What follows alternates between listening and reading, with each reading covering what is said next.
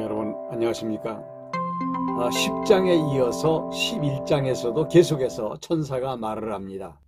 다니엘에게, 야 다니엘아, 내가 바벨론 제국이 멸망할 때 메대 사람 다리오를 내가 도와준 일이 있어. 그 다리오가 63살에 바벨론을 집어삼킨 거 아니냐? 내가 도와준 거야.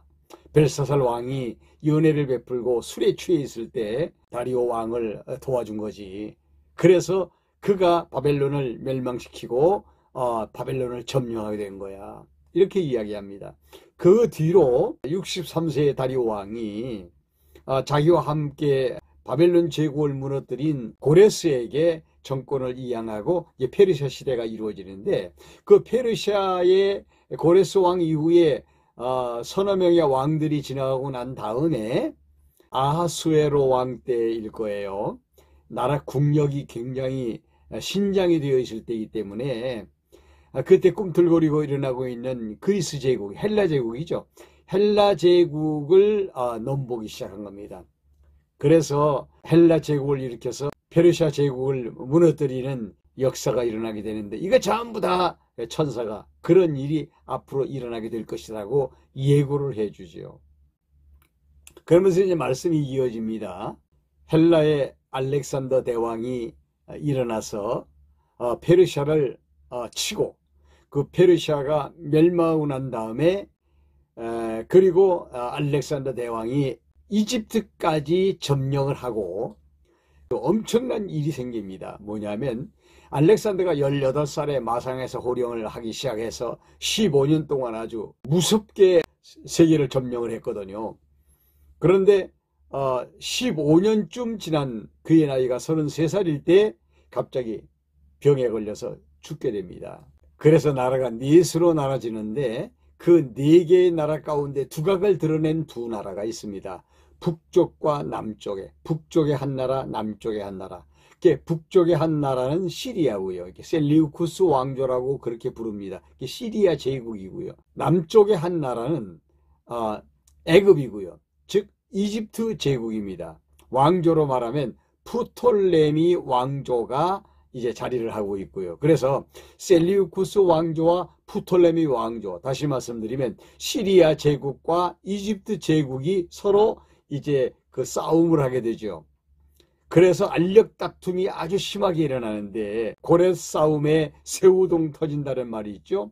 두 고래 사이에서 새우가 된 유다와 예루살렘이 등 터지는 일이 벌어지게 되는데, 이것이 11장 전체의 내용이라고 보시면 맞습니다. 남방 왕국 이렇게 이야기할 때는 이집트를 이야기하는 것이고, 북방왕 혹은 북방왕조 그랬을 때는 시리아를 이야기하는 것이기 때문에, 제가 이제 편의상 세속사에서 이야기하는 시리아라고 하는 말과 이집트라고 하는 국가명을 사용해서 잠깐 좀 설명을 해드리도록 하죠. 이집트가 강합니다. 북방왕이 와서 계속 이집트를 괴롭히거든요.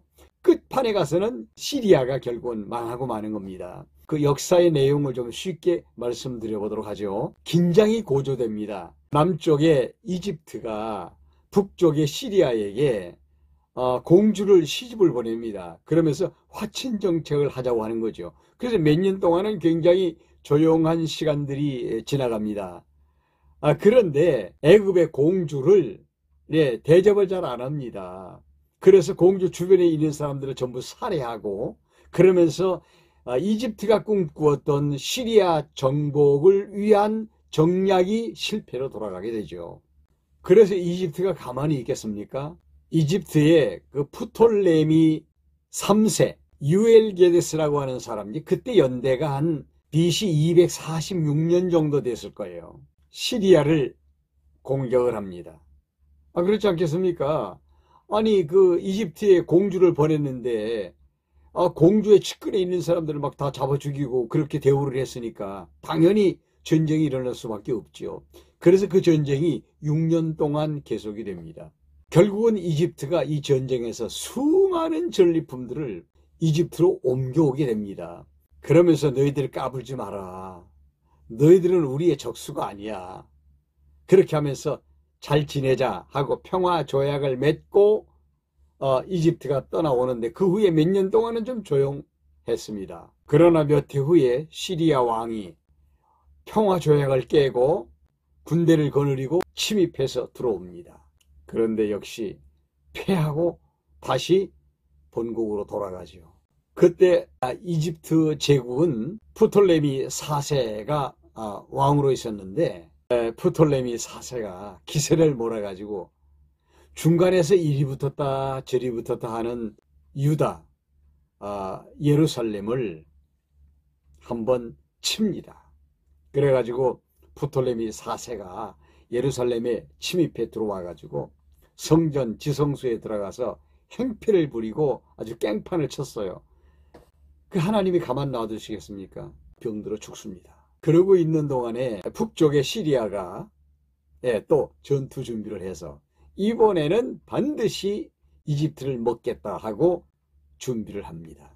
그런데 그때 마침 주변에 있는 나라들이 반 이집트 정책을 쓰면서 대들기를 시작을 했어요.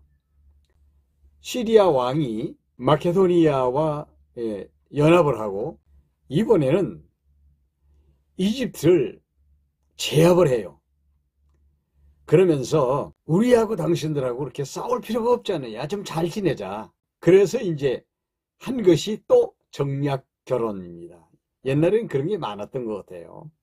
그래서 시리아의 공주를 어디로 보내느냐? 이집트로 시집을 보냅니다. 이게 이제 여러분들이 잘 아시는 것처럼 클레오파트라입니다. 이집트의 프톨레미 5세의 아내로 주었어요. 그래서 시리아 공주가 이집트로 들어가서 살게 되는 거죠. 그러면서 시리아는 이집트를 완전 정복하기 위한 꿈을 꾸고 있습니다. 그런데 이게 지금 마음대로 되질 않죠. 왜냐하면 배후에서 하나님이 역사를 조정하고 계시기 때문에 그때 이제 그 클레오파트라 때에 로마 군대가 진입을 해 들어옵니다. 그러니까 시리아로서는 로마 군대가 엄청난 방해 요소인 거죠. 근데 참 이상하게도 클레오파트라가 로마 쪽으로 붙어버립니다. 그러니까 시리아로서는 또 꿈을 이룰 수가 없게 된 거죠. 이 세계 역사가 이렇게 돌아갑니다. 이게 우연히 이루어지는 것이 아니라 배후에 하나님이 영물들을 통하여 역사를 지배하고 있다는 것을 알 수가 있습니다. 여기까지가 이제 19절까지의 이야기인데요. 조금 더 계속해 볼까요? 안티오쿠스 3세의 왕위를 계승한 셀리우쿠스 4세라는 사람이 자기 휘하에 헬리오도로스라고 하는 사람을 재무장관으로 세우고 그리고 각 지역에 세금을 징수하게 만듭니다. 그런데 이 자기가 세운 재무장관에 의해서 셀리우쿠스 4세가 살해를 당합니다. 그때 그의 동생이 누구냐 하면 안티오쿠스 4세, 그 악명 높은 에피파네스라고 하는 사람입니다. 헬리오도로스, 즉 재무장관, 그 측근에 있는 사람들을 매수해서 헬리오도로스를 제끼고 자기가 왕이 됩니다. 이게 이제 뿌리 하나 돋은 거죠. 이제 이자가 일어나서 모든 평화 조약을 깨버리고 헬라화 시키려고 하는 정책을 이제 펼치기 시작하죠. 그래서 이 안티오쿠스 4세, 즉 에피파네스가 1차 애굽을 원정 나오게 됩니다. 자기 누이인 클레오파트라의 아들 프톨레미 6세, 이집트 왕과 강제 평화 조약을 맺게 되죠. 한 밥상에 앉지만 칼을 갈게 되는 겁니다. 이렇게 해서 1차 원정을 마치고 돌아가는 길에 중간에 있는 예루살렘에 들어가서 행패를 부리고 만행을 저지르고 맙니다. 제사장들을 자기 마음대로 임명하는가 하면 유대인들이 전통적으로 가지고 있는 규례나 그들의 절기나 이런 것들을 다 없애버리고 자기가 그 추구하고 있는 헬라화 정책을 펼치겠다고 강하게 대시를 합니다. 헬라화 정책을 수립하기 위해서 헬라파 유대인들을 꿰어차고 이스라엘 백성들을 유혹하기를 시작합니다. 많은 유대인들이 그때 헬라파 유대인들에 의해서 미혹을 당하게 되죠. 안티오쿠스 4세의 에피파네스가 헬라파 유대인들을 앞세워서 그들에게 권력을 주고 그들로 하여금 자기 휘하에서 일을 할 수 있도록 만듭니다. 땅을 주어서 농사도 짓게 하고 권력도 주어서 행사도 하게 합니다. 그러니까 이 유대인들의 입장에서 보면요, 대항하는 세력이 있는가 하면 거기에 융합이 되는 사람도 있기 마련이거든요. 이제 여기서부터 이제 서서히 반기를 드는 쪽에서 운동이 일어나기 시작합니다. 이것이 뭐냐면 독립운동이죠. 마카피 운동이라고 보시면 됩니다. 그런데 이 에피파네스가 웃기는 게요, 자기를 신이라고 합니다. 아주 호화스러운 궁전을 그 지중해 쪽에 아름다운 곳에다가 지으려고 생각을 하게 됩니다. 하나님은 에피파네스의 인생을 이미 다 작정을 해 놓았어요. 이제 끝날이 가까이 오는 거예요. 무슨 지중해 해변에다가 아름다운 궁전을 짓습니까? 에피파네스가 자기 나라 본국에서 반란이 일어났다는 소식을 듣습니다. 기가 막히죠. 이제 뭔가 좀 해보려고 했는데 반란 소식이 들리니까 막 난리가 났습니다. 격분한 나머지 자기 본국으로 돌아가면서 막 그냥 무자비하게 막 그냥 주변을 막 치면서 올라갑니다. 그런데 자기 본국에 돌아가서 아무도 그를 도와줄 사람이 없이 살해되고 맙니다. 성경에 그대로 예언되었고 예언된 대로 그대로 성취가 되는 부분입니다. 이게 이스라엘의 중간사에 나오는 이야기들이에요. 천사들로부터 이 예언의 말씀을 들을 때 BC 536년경이거든요. 그런데 예루살렘 성전이 망가지고 제우스 신전이 세워지고 그리고 에피파네스가 신으로 등장하고 제사장들을 지 맘대로 막 움직이고 평화를 주겠다고 약속을 해놓고 3일이 지나니까 그걸 번복해서 정말 여호와 신앙에 붙잡혀 있는 자들을 색출해서 막 무자비하게 잡아 죽이고 하는 이러한 끔찍한 사건이 벌어지고 있는 그 현장이 이 167년경이거든요. 그러니까 다니엘 입장에서 보면은 천사로부터 이 말씀을 듣고 난 다음에 언제쯤에 이게 이루어지는가 하면 약 370년 정도에 이루어질 계시입니다. 얼마나 놀랍습니까, 여러분? 여러분 한번 생각해 보십시오. 성경은 정확하고 명확하게 성취가 됩니다.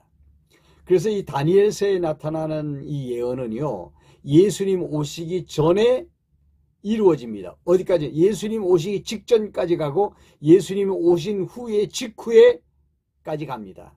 말하자면 예루살렘이 완전히 멸망해서 성도들의 권세가 완전히 파산될 때까지 고난의 역사가 이제 연결되어져 가는 부분이라고 보시면 되고, 중요한 것은 예수 그리스도의 탄생을 기점으로 했다는 것입니다.